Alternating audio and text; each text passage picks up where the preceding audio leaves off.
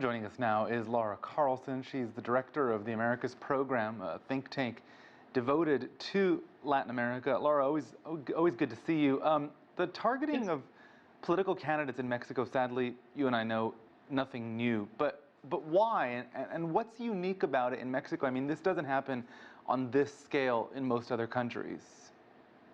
That's right. It's cartel related, obviously, and it has to do with the fact that since the war on drugs was launched, the cartels operate as territorial bases. They don't just run drugs to the U.S. market, but they actually control territories. And in order to do that, they need to have pacts with local, especially, but on all levels, really, with politicians who have the formal power in those areas.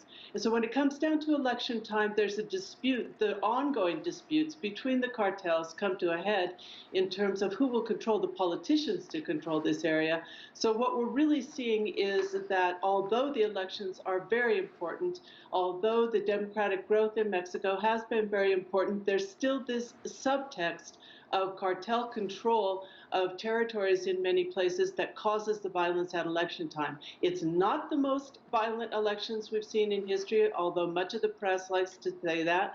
Actually, homicides have gone down compared to recent years since this phenomenon has been going on, but it's undoubtedly a serious problem.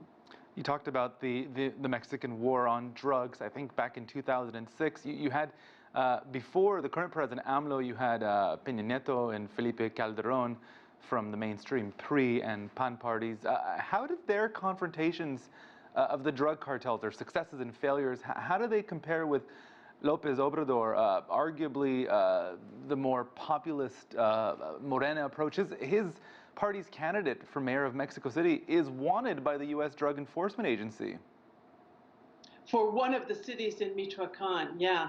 And so what we have here is there was a promise to change the security model that led to all this violence that was supported by the United States and continues to be supported by the United States.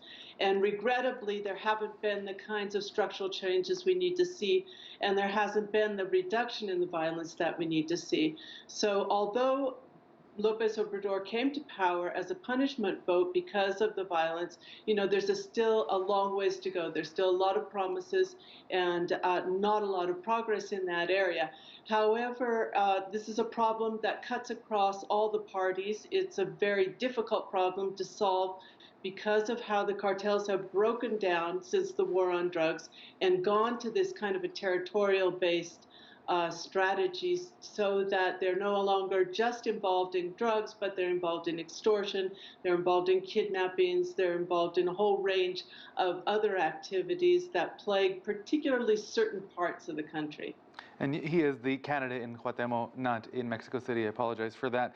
How are the pandemic and the economic consequences of it factoring into how people are voting? Actually, although the pandemic arguably was not handled well, the combined death rate when you take officially reported cases and the excess mortality is about 500,000, one of the largest in the world. There doesn't seem to be a significant punishment vote in this respect. The government has been pretty successful in this latest phase at getting vaccinations out. In terms of the economy, also, we saw an 8.5% contraction last year, which was kind of on a par for the rest of the region. It's been very difficult for many people, but there's also the fact that these social programs that López Obrador has initiated go to the most vulnerable and the poorest people, so they're kind of cushioning the impact of that, and they're expecting about a 5% growth this year. So again, we're not seeing a significant punishment vote in that arena either.